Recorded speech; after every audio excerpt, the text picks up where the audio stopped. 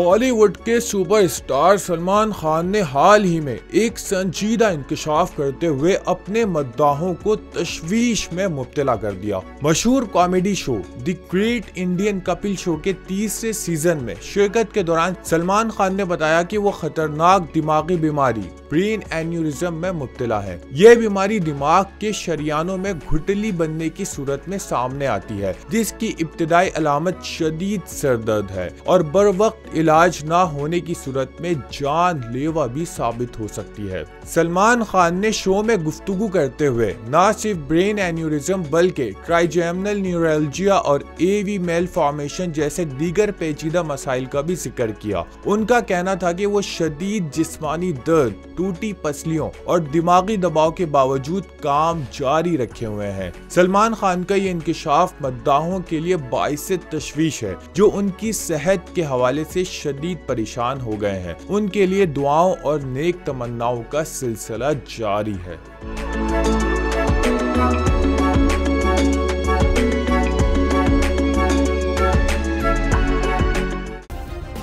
Subscribe करें और bell दबाएं ताकि कोई खबर रह न जाए।